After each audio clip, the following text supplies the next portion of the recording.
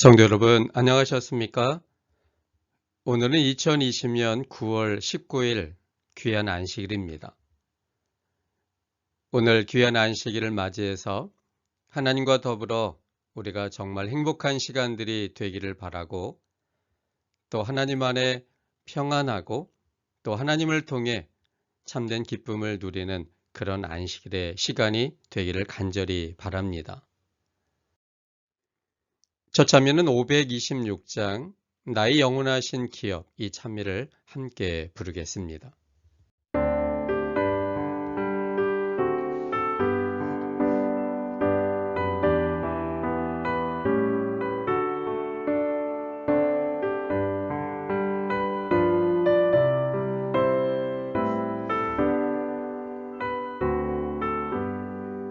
나의 영원하신 기업 생명보다 귀하다.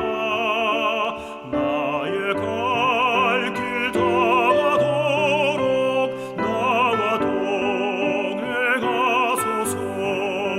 주께로 가까이 주께로 가오니 나의 갈 길 다가도록 나와 동행하소서. 세상 복이 아니라 모든 병에 버리고 험한 길을 가는 동안 나와 동행하소서. 주께로 가까이 주께로 가오니 나의 갈 길 다가도록 나와 동행하소서.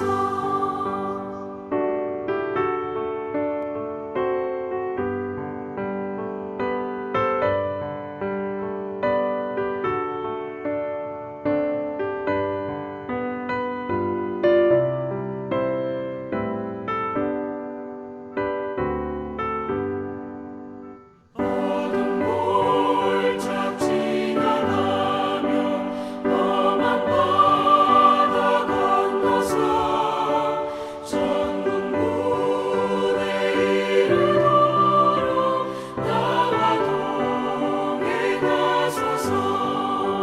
주께로 가까이 주께로 가오니 나의 갈 길 다가도록 나와 동행하소서.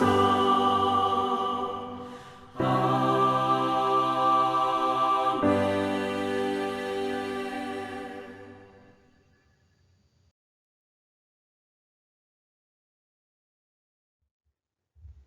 함께 기도하겠습니다. 은혜로우신 아버지 하나님, 지난 한 주간의 삶에도 우리와 함께 하시고 여러 가지 어려움 속에 놓여진 현실이었지만 우리를 잘 보호해 주시고 안전케 해주셨다가 이 안식일의 안식을 경험할 수 있도록 도와주시니 참으로 감사합니다.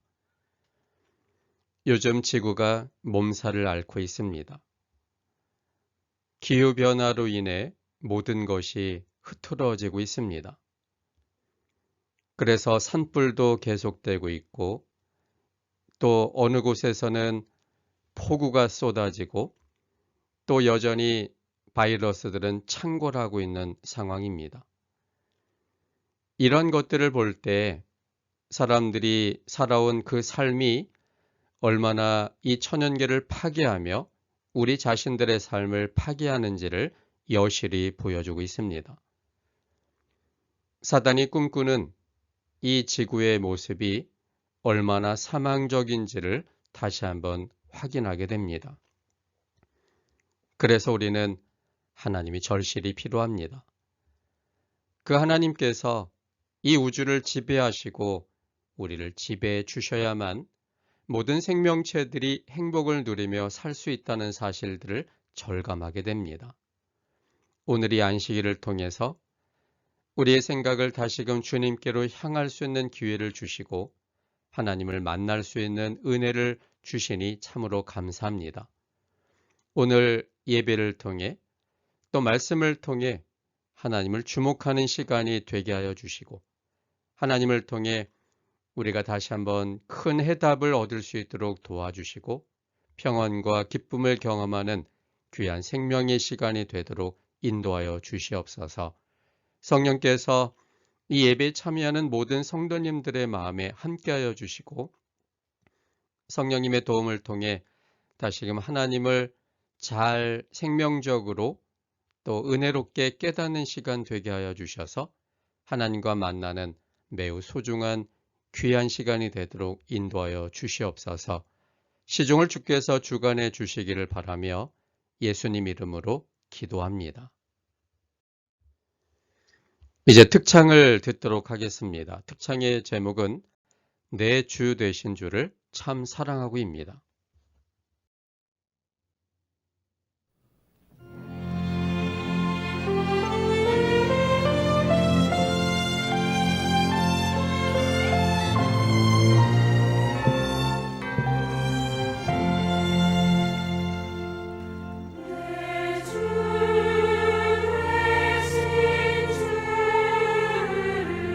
참 사랑하고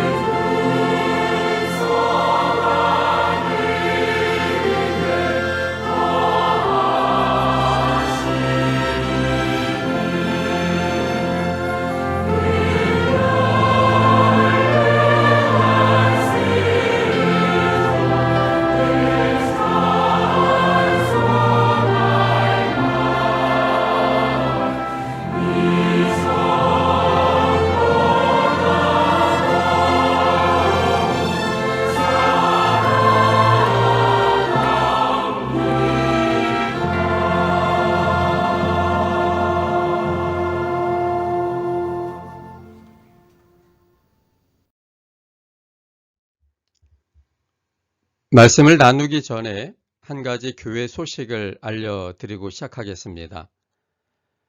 오늘 오후 2시에 신예령 자매의 침례식이 있습니다. 신예령 자매는 신희철 장로님의 딸입니다.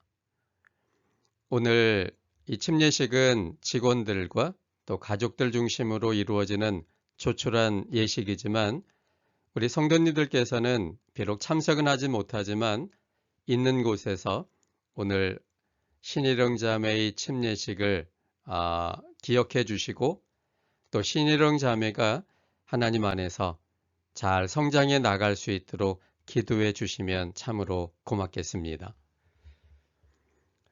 오늘 이 시간에는 사람이 여호와 하나님을 주목해야 하는 이유라는 제목으로 함께 은혜를 나누고자 합니다. 본문은 시편 25편 1절로 22절까지 있는 말씀입니다. 여호와여, 나의 영혼이 주를 우러러 보나이다. 나의 하나님이여, 내가 주께 의지하였사오니 나로 부끄럽지 않게 하시고 나의 원수로 나를 이겨 개가를 부르지 못하게 하소서. 주를 바라는 자는 수치를 당하지 아니하려니와 무고히 속이는 자는 수치를 당하리이다. 여호와여, 주의 도를 내게 보이시고 주의 길을 내게 가르치소서. 주의 진리로 나를 지도하시고 교훈하소서. 주는 내 구원의 하나님이시니 내가 종일 주를 바라나이다. 여호와여, 주의 긍휼과 인자하심이 영원부터 있었사오니 주여 이것을 기억하옵소서. 여호와여, 내 소시의 죄와 허물을 기억지 마시고 주의 인자하심을 따라 나를 기억하시되 주의 선하심을 인하여 하옵소서. 여호와는 선하시고 정직하시니 그러므로 그 도로 죄인을 교훈하시리로다. 온유한 자를 공의로 지도하시며 온유한 자에게 그 도를 가르치시로다. 여호와의 모든 길은 그 언약과 증거를 지키는 자에게 인자와 진리로다. 여호와여, 나의 죄악이 중대하오니 주의 이름을 인하여 사하소서. 여호와를 경외하는 자 누구뇨? 그 택할 길을 저에게 가르치시리로다. 저의 영혼은 평안히 거하고 그 자손은 땅을 상속하리로다. 여호와의 친밀함이 경외하는 자에게 있으며 그 언약을 저에게 보이시리로다. 내 눈이 항상 여호와를 앙망함은 내 발을 그물에서 벗어나게 하실 것이미로다. 주여, 나는 외롭고 괴롭사오니 내게 돌이키사 나를 긍휼히 여기소서. 내 마음의 근심이 많사오니 나를 곤란에서 끌어내소서. 나의 곤고와 환난을 보시고 내 모든 죄를 사하소서. 내 원수를 보소서. 저가 많고 나를 심히 미워함이니이다. 내 영혼을 지켜 나를 구원하소서. 내가 주께 피하오니 수치를 당치 말게 하소서. 내가 주를 바라오니 성실과 정직으로 나를 보호하소서. 하나님이여, 이스라엘을 그 모든 환난에서 구속하소서. 다윗은 시편 25편을 기록하면서 나의 영혼이 주를 우러러 본다라고 고백하였습니다. 나의 영혼이란 다윗 자신을 가리키는 용어입니다. 즉, 여호와 하나님, 제가 주님을 바라봅니다라는 의미입니다. 다윗은 여호와 하나님을 주목하였습니다. 그리고 왜 그가 여호와 하나님을 주목해야만 했는지를 그의 경험을 통해 이 시편 25편을 통해 증거하고 있습니다. 호세아 선지자 역시 호세아 12장 6절에 있는 기록처럼 항상 너희 하나님을 바라볼지니라라고 백성들에게 호소했습니다. 미가 선지자 자신도 그는 오직 나는 여호와를 우러러보며 나의 구원하시는 하나님을 바라본다라고 고백했습니다. 이사야 선지자는 앙망이란 단어를 사용해서 오직 여호와를 앙망하는 자는 새 힘을 얻으리라라고 기록했습니다. 바울 역시 믿음의 주요 또 온전케 하시는 인 예수를 바라보자라고 호소하였습니다. 이처럼 성경에서 선지자들과 사도들이 계속하여 하나님을 바라보도록 호소하는 이유는 무엇일까요? 그것은 하나님을 바라보고 주목할 때 성도들의 삶에 큰 유익이 있기 때문입니다. 그렇다면 사람이 하나님을 주목해야 되는 이유가 무엇인지를 다윗의 경험이 기록되어진 이 시편 25편의 본문을 통해서 살펴보고자 합니다. 첫째는 주는 나의 구원의 하나님이시므로 주목해야 합니다. 본문은 5절입니다. 시편 25편 5절입니다. 주의 진리로 나를 지도하시고 교훈하소서. 주는 내 구원의 하나님이시니 내가 종일 주를 바라나이다. 다윗은 여호와 하나님을 가리켜 내 구원의 하나님이시다라고 하였고 그래서 자신은 종일 주를 바라며 주목한다라고 말했습니다. 종일이란 계속하여라는 뜻입니다. 그래서 다윗은 지속적으로 계속하여 구원을 주시는 하나님을 바라보았습니다. 여기에서 구원의 의미는 두 가지의 의미가 있습니다. 첫째의 의미는 죄로부터의 구원을 가리킵니다. 그리고 두 번째 의미는 일상의 모든 어려움과 환난에서의 구원입니다. 하나님은 이 둘 다의 구원을 우리에게 베푸시는 하나님이십니다. 죄로부터의 구원의 유일한 구원자는 예수님밖에 없습니다. 예수님만이 인류에게 약속하신 여자의 후손이고 십자가에서 영원한 죄의 문제를 해결하신 유일하신 분이십니다. 사도행전 4장 12절에 있는 말씀에 보면 다른 이로서는 구원을 얻을 수 없나니 천하 인간의 구원을 얻을 만한 다른 이름을 우리에게 주신 일이 없음이니라 하였더라. 오직 예수님만이 우리의 구원을 위해 오셨고 구원을 행하신 분이십니다. 다른 이로서는 구원을 얻을 수 없습니다. 예수님 외에 다른 이름을 우리에게 주신 일이 없습니다. 예수님만이 죽음 속에서 스스로 부활하신 분이십니다. 이 땅에 구원자로서 왔다고 했지만 죽었다가 부활한 사람은 예수님 외에는 아무도 없습니다. 1970년대에 재림 예수 구원자라고 소개되었던 구이네라는 사람이 있습니다. 그는 죽었지만 부활하지 못했습니다. 안상홍 역시 같은 입장에 그렇게 사람들에 의해서 추종되지만 안상홍 역시 죽었지만 부활하지 못했습니다. 공자, 석가, 모하멧 다 마찬가지입니다. 모두가 죽었지만 죽음의 상태에서 부활하지 못했습니다. 자기 자신도 죄에 싹신 상황에서 해결시키지 못한 상태에서 어떻게 다른 사람을 살릴 수 있는 구원자가 될 수 있겠습니까? 예수님만 유일하게 죄인으로 태어나지 않았고 인류를 위해 생명을 십자가에서 바치셨고 그리고 3일 만에 부활하셨습니다.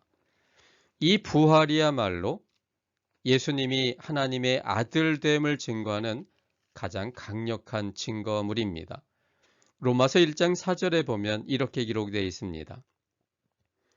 성결의 영으로는 죽은 가운데서 부활하여 능력으로 하나님의 아들로 인정되셨으니 곧 우리 주 예수 그리스도시니라. 죽은 자 가운데서 부활하심으로 하나님의 아들로 인정되셨다라고 이야기하고 있습니다. 즉 부활하지 못하면 구원자가 될 수 없는데 우리 주님 예수님은 이 땅에 구원자로 오셨고 그리고 구원자로 돌아가셨고 그리고 그가 구원자가 된 가장 강력한 증거는 사망에서 스스로의 생명으로 부활하셨다는 데 있는 것입니다. 그래서 예수님이 구원자가 되셨기 때문에 예수님을 개인의 구주로 받아들이는 모든 사람들은 용서받고 그리고 생명을 얻게 되는 것입니다. 그래서 우리의 영원한 죽음의 문제를 예수님을 바라볼 때 해결되기 때문에 예수님을 바라보아야만 하는 것입니다. 생명의 문제는 예수님 외에 어느 누구도 해결할 수가 없는 문제였습니다. 예수님께서 십자가에 달려 돌아가심으로 아담이 선택한 죄의 결과인 영원한 죽음을 그가 해결하셨고 또 죽음에서 부활하심으로 모든 자에게 부활의 즉 생명의 기회를 부여하실 수 있었던 것입니다. 그러므로 구원자이신 예수님을 바라볼 때만 우리의 영원한 죽음의 문제를 해결될 수 있습니다. 그래서 우리는 주님을 바라보아야만 되는 것입니다. 뿐만 아니라 죄로부터의 구원뿐만 아니라 일상에서 빈번히 일어나는 어려움과 환난, 우리 개인적으로 생각하는 이 고민 등에서도 능히 구원하실 수 있는 분이 바로 하나님이시기 때문에 우리는 하나님을 주목해야만 합니다. 시편 37편 40절에는 여호와께서 저희를 도와 건지시되 악인에게서 건져 구원하심은 그를 의지한 연고로다라고 기록하고 있습니다. 여호와께서는 돕는 자로 기록되고 있습니다. 여호와께서 저를 도와 건지셨다라고 말씀하고 있습니다. 또 시편 46편 1절에는 하나님은 우리의 피난처시오 힘이시니 환난 중에 만날 큰 도움이시라라고 기록하고 있습니다. 하나님만 우리의 유일한 피난처십니다. 우리가 당하는 여러 환난 가운데 우리에게 도움을 주실 수 있는 실제적 도움을 주실 수 있는 유일하신 분이 우리의 하나님이십니다. 또 시편 42편 11절에 보면 내 영혼아 내가 어찌하여 낭망하며 어찌하여 내 속에서 불안하여 하는고 너는 하나님을 바라라. 나는 내 얼굴을 도우시는 내 하나님을 오히려 찬송하리로다. 낭망할 필요가 없다는 것이죠. 우리 속에 있는 불안으로 그렇게 계속 낙담될 필요가 없다는 것입니다. 왜냐하면 하나님은 우리를 도우시는 하나님이시기 때문에 그 하나님을 주목하고 하나님을 바라본다면 우리의 일상의 모든 어려움과 혼란으로부터 하나님이 구원케 하신다는 사실을 시편 기자는 말하고 있는 것입니다. 이처럼 하나님은 나를 도와주시는 자이십니다. 우리를 돕는 분이십니다. 우리를 창조하신 아버지이기 때문에 우리의 모든 필요를 채워주시는 분이시고 우리의 미래를 책임져 주시는 분이십니다. 그래서 우리의 모든 일상의 어려움들이 각각 다 있지만 이 모든 것들로부터 구원해 주실 수 있는 유일한 분은 바로 우리 자신들을 창조하신 우리의 하늘 아버지밖에 없다는 사실입니다. 찬미가에 이런 찬미가 있지요. 제가 가사를 한번 읽어드리겠습니다. 나의 등 뒤에서 나를 도우시는 주, 나의 인생길에서 지치고 고나여 매일처럼 주저앉고 싶을 때 나를 밀어주시네. 일어나 걸어라, 내가 새 힘을 주리니 일어나 걸어라, 내 너를 도우리. 나의 등 뒤에서 나를 도우시는 주, 평안히 길을 갈 때 보이지 않아도 지치고 고나여 넘어질 때면 다가와 손 내미시네. 일어나 걸어라, 내가 새 힘을 주리니 일어나 걸어라, 내 너를 도우리. 나의 등 뒤에서 나를 도우시는 주, 때때로 뒤돌아보면 여전히 계신 주, 잔잔한 미소로 바라보시며 나를 재촉하시네. 일어나 걸어라, 내가 새 힘을 주리니 일어나 걸어라, 내 너를 도우리. 하나님께서는 일어나 걸어라 라고 명령만 하시는 분이 아니십니다. 일어나 걸어라라고 말씀하신 그분이 일어나 걸을 수 있도록 새 힘을 주시고 나를 도와주겠다고 약속하시기 때문에 일어나 걸으라라고 말씀하고 계시는 겁니다. 우주 안에는 하나님께 힘이 딸려서 도와주지 못할 큰 일은 아무것도 없습니다. 이 지구상 안에 하나님께 힘이 딸려서 도와주지 못할 큰 일은 아무것도 없습니다. 우리의 생활 중에 하나님이 힘이 딸려서 도와주지 못할 큰 일은 아무것도 없습니다. 지금 여러분의 마음속에 안고 있는 바로 그 문제에 대해서 하나님은 주목하고 계시고 또 도와줄 채비를 이미 하고 계시는 분이십니다.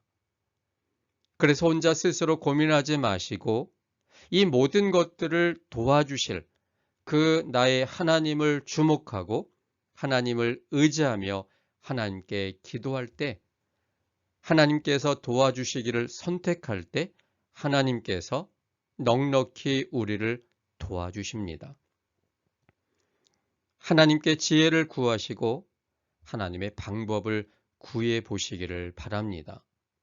그럼 하나님께서 우리의 모든 고민과 환난 속에서 우리를 구원하여 주십니다. 하나님이 안 계신 것처럼 그렇게 우울해하실 필요가 없습니다.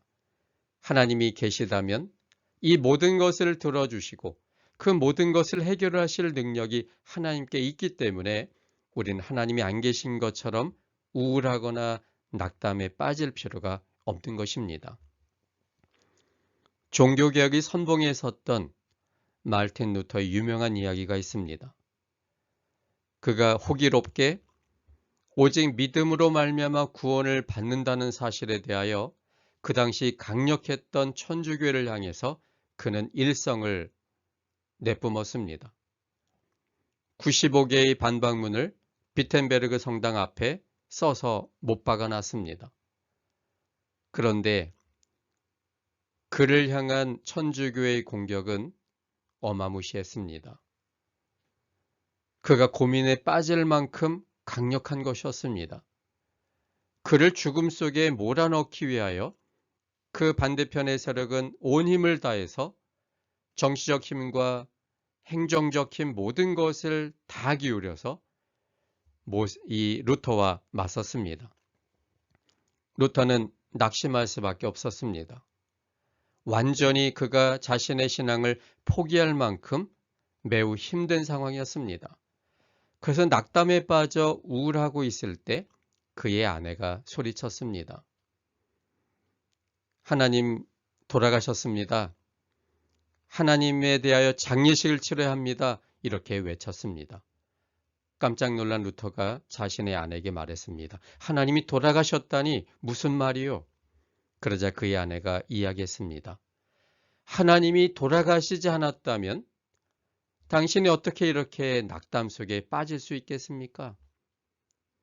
하나님이 계시다면 하나님은 반드시 이 모든 문제를 해결해 주실 텐데 왜 하나님이 마치 돌아가신 것처럼 그렇게 우울해하며 낙담해 하냐고 이 아내가 말해줬습니다. 그때 루터는 생각이 번쩍 들었고 그는 다시 한번 하나님을 바라봄으로 용기를 낼 수 있었다고 합니다.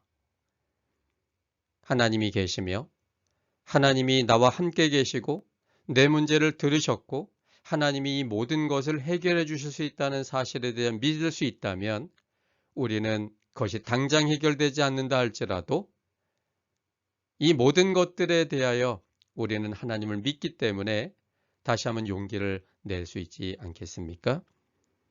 그러므로 우리는 우리의 모든 일상의 어려움과 환난 속에서도 우리를 구원하시는 하나님이 계시기 때문에 어려움이 생길 때마다 그 어려움에 몰두하지 마시고 이 모든 것들을 해결하실 주님을 주목할 때만 우리의 문제가 해결이 됩니다. 그래서 더욱더 하나님을 주목하며 의지하는 사람들이 될 때 낙심의 이 문제 속에서 벗어날 수 있게 될 겁니다. 지금도 여전히 계시는 그 하나님을 우리가 믿음의 눈으로 바라보고 주목할 때, 그리고 흔들리지 않을 때, 이 모든 어려움 속에서 우리가 벗어나게 되는 겁니다. 다윗이 그랬던 것처럼 우리 주님을 자신의 구원의 하나님으로 주목함으로 그 모든 환난과 어려움 속에서 구원받았던 경험처럼 우리 역시 주님을 바라봄으로 우리가 겪는 개인의 일상의 모든 어려움 속에서 그 모든 어려움에서 구원받을 수 있는 우리 모든 분들이 되기를 간절히 바랍니다. 둘째는 주는 나의 택할 길을 가르치시는 하나님이시므로 주목해야 합니다. 본문은 12절입니다. 시편 25편 12절입니다. 여호와를 경외하는 자 누구뇨? 그 택할 길을 저에게 가르치시리로다. 다윗은 하나님을 경외할 때 하나님께서 그 택할 길을 가르쳐 주셨다라고 고백하였습니다. 참된 지혜는 하나님을 경외할 때 이르러 옵니다. 피조된 세계 중에 사람만 하나님의 뜻을 의도적으로 거부하고 있고 그 결과는 혼란과 죽음입니다. 사람 외의 모든 피조물들은 하나님께서 뜻으로 만든 것에 순종하여 살고 있고 하나님이 택하기를 원하시는 길을 선택하며 매우 건강하게 안전하게 살고 있습니다. 이런 사실은 이 과학 잡지 속에 발표된 내용들을 통해서도 살펴볼 수 있습니다. 어떤 원숭이들이 있었는데 이 원숭이들이 특정한 때 특별한 나뭇잎을 먹으면 그들은 반드시 태워진 나무 숯가루를 먹는 장면이 포착이 되었습니다. 그들이 한 번도 잘 즐겨 먹지 않았던 숯가루를 어떠한 특정한 때 특별한 나뭇잎을 먹으면 반드시 숯가루를 먹는 것이 과학자들의 눈에는 너무나 신기로웠습니다. 그리고는 그 원숭이를 잡아서 살펴보니까 결국은 그들이 깨달은 것이 있었는데 그것은 원숭이들이 그 나뭇잎을 먹고 독성이 생기는데 그 독성을 치료하기 위해서 숯가루를 먹는다는 것을 과학자들이 발견했습니다. 과학자들은 매우 놀랐습니다. 어떻게 원숭이들이 나뭇잎을 먹고 난 이후에 독성을 치료하기 위해서 숯가루를 먹을 수 있을까가 참으로 의문스러웠습니다.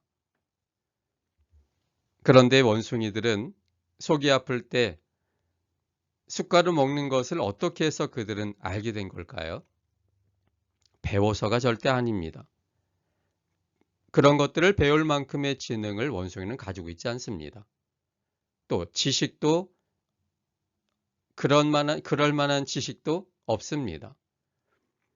그들이 숯가루를 먹는 이유는 갑자기 숯가루가 땡겨서 먹는 것입니다. 어떤 일이 일어난 것일까요? 하나님께서 원숭이를 보면서 지금 그 원숭이의 상태가 그들이 먹는 그 나뭇잎의 독으로 인해 생명에 위협이 있다는 사실을 아셨기 때문에 그들을 살리는 방법으로 그 해독작용을 할 수 있는 숯가루를 먹을 수 있도록 하나님께서 생명의 에너지를 그들에게 보내주심으로 그들이 그 생명의 에너지에 반응한 결과가 숯가루를 먹는 것이었습니다. 그들도 왜 이것을 먹고 있는지 알지 못하지만 갑자기 숯가루가 몸에서 땡겼고 그래서 숯가루를 그들이 먹기 시작했던 것인데 그 내면을 보면 하나님께서 그들이 상태를 너무나 잘 아시는 창조주기 때문에 그들이 독성으로부터 치료되게 하기 위하여 숯가루에 대하여 그들이 먹고 싶은 마음이 들도록 하나님께서 그들의 유전자의 생명 에너지를 이렇게 쏘았기 때문에 그들이 거기에 반응함으로 먹게 된 것이었습니다. 하나님의 지혜가 결과적으로 그 원숭이를 살리고 있었던 것입니다. 뿐만 아니라 아기를 낳은 엄마는 그 아기가 언제 먹어야 할지 또 언제 기저귀를 갈아야 할지를 정말 예민하게 잘 압니다. 그가 그렇게 아는 이유는 그 아이를 사랑하기 때문이죠.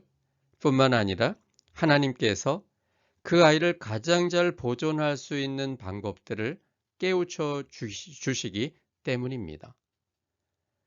그래서 하나님께서 이 어머니를 통해 영향력을 행사하시고 그 영향력을 예민하게 느끼고 받아들임으로 인해 어머니는 그 아기가 언제 배고플 것 같다는 느낌이 들고 그리고 기저귀를 갈아줘야 될 것 같은 느낌이 들어서 그 일을 행함으로 아기의 필요를 채워주고 있게 되는 겁니다. 내 생각을 의지하지 않고 하나님을 경외할 때 하나님께서 지혜를 주셔서 무엇을 선택할 것인지에 대하여 우리에게 감각적으로 가르쳐 주십니다. 그래서 이러한 부분들은 배워서 되는 부분들이 아니라 하나님께서 그때그때마다 필요한 것들을 우리들에게 이끌어내심으로 하나님이 주시는 지혜로 이 모든 것들을 잘 수행해 나가는 것입니다. 이 과학 잡지의 표지 가운데 하나가 기린이 뼈를 먹고 있는 장면을 포착한 것을 사진 찍은 그것이 어느 해 과학 잡지의 이 전면에 기록된 적이 있었습니다. 기린은 아시다시피 식물을 먹는 자 아닙니까? 그런데 이 동물의 뼈를 먹고 있는 그 기린의 모습이 너무나 기이해서 사진을 찍었는데 그리고는 과학자들이 그 기린의 피를 뽑아 이 상태를 살펴봤는데 기린이 칼슘이 부족했다는 것이었습니다. 그런데 칼슘이 부족했던 이 기린이 어떻게 한 번도 먹어본 적이 없는 본성적으로 나뭇잎이나 이 채식을 했던 이 기린이 이 동물의 뼈를 먹고자 했을까요? 하나님께서 기린의 필요를 채워주기 위하여 그에게 먹고 싶은 욕구가 들게 하셨기 때문에 그 일이 가능했던 것입니다. 이처럼 하나님께서는 참으로 하나님을 경외하고 하나님의 이 천연계에 하나님이 원하시는 생명 법칙을 따라 살고 있는 동물계에 모든 이 천연계에 하나님은 개입하셔서 그들의 필요들을 적절하게 도와주셔서 생명을 유지할 수 있는 일들을 행하게 하시는 겁니다. 그런데 유독 사람만 하나님이 주시는 이 성령의 음성을 거절하고 내 경험과 내 생각을 의지하기 때문에 이 하나님의 주시고자 하시는 이 생명력이 온전히 우리에게 잘 오지 못하게 되는 것입니다. 하나님을 우리의 최고의 지도자로 인정하고 하나님을 주목할 때 하나님께서는 우리에게 지혜를 주셔서 우리가 택할 것을 가르쳐 주십니다. 성경의 내용이 떠오르게 하신다든지 마음이 자꾸 기울어지게 하신다든지 혹은 다른 사람의 말을 통해 깨닫게 하시든지 또 혹은 감각적인 감으로 선택하기도 하십니다. 요한계시록에 보면 귀 있는 자는 성령이 교회들에게 하시는 말씀을 들을지어다라는 표현이 자주 나옵니다. 귀 없는 사람이 없는데 귀 있는 자는 성령이 하시는 말씀을 들으라라는 이 말이 진정한 의미는 무엇일까요? 그것은 성령 하나님께서는 누구에게나 그들의 귀에 말씀하시지만 그것을 느끼고 받아들이는 사람은 성령의 지배 속에 있는 사람만 깨달을 수 있다는 말입니다. 내 생각을 의지하지 않고 내 경험을 의지하지 않고 하나님을 신뢰하는 중에 하나님께서 이 문제에 대해서 어떤 말씀을 하실 것인지를 조용히 기다리며 살피면 하나님께서 우리가 선택할 길을 가르쳐 주십니다. 이사야 30장 21절에 보면 너희가 우편으로 치우치든지 좌편으로 치우치든지 내 뒤에서 말소리가 내 귀에 들려 이르기를 이것이 정로니 너희는 이리로 행하라 할 것이며 우리 주님께서 생명 있는 정로의 길이 여기라고 우리에게 말씀해 주신다고 말씀해 주셨습니다. 그것을 예민하게 느끼고 주님을 의지할 때 성령의 음성이 우리에게 느껴지고 그래서 생명의 길을 선택할 수 있게 만드는 것입니다. 하나님께서 가르쳐 주신 길이 최고의 선택이 될 것입니다. 문제는 하나님께서는 최고의 길을 말씀하시지만 그 음성을 깨닫는 사람은 오직 하나님만을 주목하는 사람뿐이라는 데 있습니다. 인생을 살면서 늘 하게 되는 고민은 선택할 때입니다. 학교, 결혼, 직업, 친구, 미래 등등. 그런데 하나같이 만만한 것들이 아닙니다. 그러나 기억하십시오. 하나님을 주목하시는 사람은 하나님께서 택할 길을 가르쳐 준다는 사실입니다. 그러므로 무엇을 선택할 것인지를 고민할 시간에 하나님 말씀을 읽고 명상하고 그리고 온전한 마음을 주님께 드리는 기도를 하게 되기를 바랍니다. 주님의 뜻이 무엇인지를 기도함으로 고민하는 자가 됐으면 좋겠습니다. 그러면 하나님께서 그 약속을 지키셔서 주님을 주목하는 사람에게 그가 택할 최고의 길을 가르쳐 주십니다. 셋째는 주는 나에게 친밀함을 보이시는 하나님이시므로 주목해야 합니다. 본문은 14절입니다. 시편 25편 14절입니다. 여호와의 친밀함이 경외하는 자에게 있으며 그 언약을 저에게 보이시리로다. 하나님의 친밀하심은 사람을 차별하지 않습니다. 누구에게나 하나님은 친밀하시지만 하나님을 아는 사람에게는 친밀함으로 느껴지고 그런데 하나님을 오해하는 사람에게는 두려움으로 느껴집니다. 사도행전 22장 6절로 9절에 있는 말씀에 보면 하늘에서 이제 예수님께서 나타나시고 또 소리를 발하셨는데 바울은 그 소리를 들은 반면에 다른 사람들은 소리를 듣지 못했다라는 기록이 있습니다. 하나님을 잘 아는 사람들에게는 그 소리를 듣지만 그러나 하나님과 관심이 없는 사람에게는 하나님이 소리를 쳐도 듣지 못한다는 것을 잘 보여주고 있습니다. 또 예수님께서 오시기 바로 전에 하늘에서 우레 같은 소리가 들린다고 합니다. 그런데 하나님의 백성들은 그 우레 같은 소리가 주님의 재림의 시간에 대한 이야기로 들려지고 또 하나님과 관심 없는, 하나님과 상관없는 사람들에게는 단순히 우레소리 그리고 두려움의 소리로 들려지게 된다고 합니다. 이처럼 하나님은 누구에게나 친밀하신 분이시지만 그러나 하나님을 알고 하나님을 경외하고 하나님을 사랑하는 자에게는 그 친밀함이 친밀함으로 느껴지지만 하나님을 오해하고 하나님을 모르는 사람과 두려워하는 사람에게는 하나님이 친밀함으로 그에게 다가와도 무서워 도망가는 결과를 갖게 한다는 것입니다. 하나님은 내가 하나님을 더 잘 알아갈수록 하나님의 그 친밀함을 더 많이 느끼게 될 것입니다. 하나님의 친밀함은 나에게 세 가지로 드러납니다. 첫째는 15절에 보면 내 발을 그물에서 벗어나게 하십니다. 즉 모든 환난과 어려움에서 피할 능력과 피할 길을 주신다는 것입니다. 그리고 17절에 보면 곤란에서 끌어내신다고 그랬습니다. 즉 마음의 근심에서 하나님을 보며 용기를 얻어서 새로운 힘을 얻게 된다는 것입니다.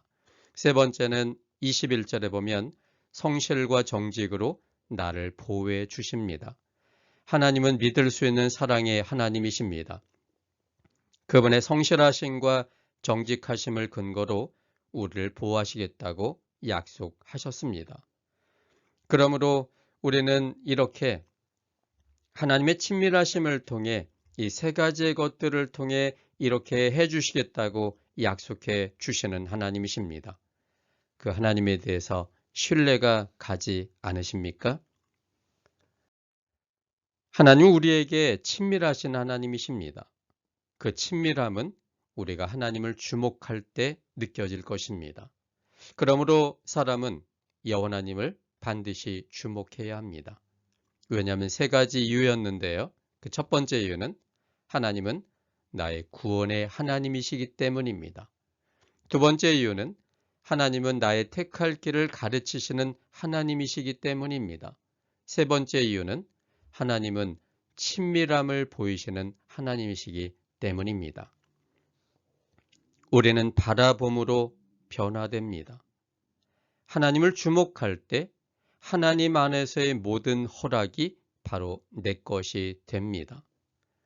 우리를 의지하지 않는 일이 중요한데 사실 여기에는 강력한 에너지가 필요합니다.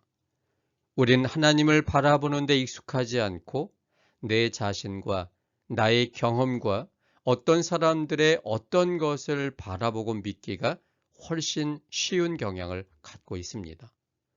그래서 우리가 우리 자신이나 혹은 경험이나 다른 사람을 바라보는 대신에 여호와 하나님을 주목하기 위해서는 우리의 힘보다 더 강력한 에너지가 필요합니다. 그 에너지가 바로 성령 하나님이십니다. 성령 하나님은 하나님이 어떤 분인가를 우리에게 잘 펼쳐내 보여주십니다.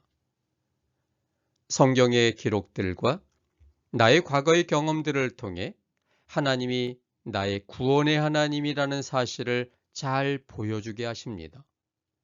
영원한 구원뿐만 아니라 일상의 모든 필요와 어려움 속에서도 건져내시는 그 구원을 하신 하나님이 바로 우리의 하나님이라는 사실을 잘 증거해 주시는 분이 바로 성령 하나님이십니다. 그리고 우리가 가보지 않은 길, 그러나 반드시 선택해야 될 그 길이 무엇인지를 가장 잘 가르쳐 주시는 분이 하나님이시라고 증거하시는 분이 바로 성령이십니다. 또 하나님의 친밀함, 하나님의 사랑, 하나님의 이 품성을 가장 잘 보여주시는 분이 성령이십니다. 그러므로 우리는 성령을 먼저 구해야 합니다. 성령을 구할 때 성령 하나님의 강력한 사랑의 에너지의 호소가 우리에게 올 때 나와 내 경험과 다른 사람을 보고자 하는 이 힘보다 더 큰 힘이 그 호소력이 우리에게 임할 때 우리는 드디어 성령을 통해 나를 구원하신 하나님, 나의 택할 길을 가르쳐 주시는 하나님, 하나님의 친밀하심을 보여주는 그 하나님을 주목하게 되고 주목할 때 하나님이 우리를 통해 하나님이 하고 싶은 그 일들을 행해 나가시는 것입니다. 그러므로 여호와를 앙망하는 자는 구원을 얻을 것이라라고 선지자는 말하고 있는 것입니다. 주님을 바라보는 것, 그것이 우리가 해야 될 가장 중요한 일이며 가장 시급한 일이기도 합니다. 주님을 주목하고 다른 것에 대하여 주님으로 인한 시선이 놓쳐지지 않을 때 주님이 우리를 통해 주님의 일을 해 나가시는 것입니다. 시편 25편의 기자가 경험했던 것처럼 우리가 주님을 주목할 때 주님께서 가장 생명의 길로, 가장 행복한 길로 우리들을 이끄시는 것을 경험하게 될 것입니다. 성령을 구하는 자들이 되셔서 하나님을 주목함으로 언제나 생명 속에, 언제나 행복 속에, 언제나 기쁨 속에, 언제나 소망의 삶을 살아가는 우리 모든 성도님들이 다 되시기를 바라면서 오늘 말씀을 마치겠습니다. 함께 기도하겠습니다. 아버지 하나님, 오늘 시편 25편을 통해 다윗이 주목한 그 여호와 하나님을 우리가 다시 한번 주목할 수 있도록 도와주셨사오니 참으로 감사합니다.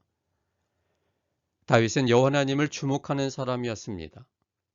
왜냐하면 그 하나님이 자신의 구원의 하나님이셨기 때문에 그리고 자신이 무엇을 택할 것을 가르쳐 주시는 하나님이셨기 때문에, 그리고 하나님의 친밀하심을 보이시는 하나님이었기 때문에 다윗은 하나님을 주목했고, 하나님을 주목한 결과 그는 가장 행복한 삶을 마칠 수 있었습니다. 다윗의 경험이 우리에게 하나님을 주목하라고 다윗은 촉구하고 있습니다. 성령의 은혜 속에 우리가 하나님을 주목하는 자들이 되기를 원합니다. 하나님께서 우리의 영원한 구원뿐만 아니라 우리 일상의 필요에 대해서도, 이 모든 어려움과 혼란 속에서도 구원해 주시는 하나님이라는 사실을 우리가 알기 때문에 주님을 주목하는 자가 되게 하여 주시고, 우리가 선택할 많은 것들 너무나 중요하기 때문에 가장 생명적인 것을 선택하게 하실 수 있는 분이 하나님이기 때문에 우리가 주님을 주목해야 되며, 하나님의 이 사랑, 그 친밀함, 그 품성을 깨달을수록 더욱더 주님을 선택하며 하나님 중심의 삶을 살게 하는 생명의 길을 가게 하기 때문에 우리는 성령을 통해 하나님을 주목할 필요가 있는 것입니다. 그러므로 성령을 구함으로 하나님과 친숙한 우리가 되게 하여 주셔서 이제는 고민 없이 하나님께 모든 것을 맡기는 자들이 되게 하여 주시고, 하나님께서 이 모든 것들을 어떻게 이끌어 나가시는지를 하나님의 하나님됨을 보며 경험하며 더 큰 믿음을 향해 나아가는 우리들의 신앙의 모습이 되도록 도와주시옵소서. 언제나 함께 하시는 하나님의 은혜에 감사드리오며 예수님 이름으로 기도합니다.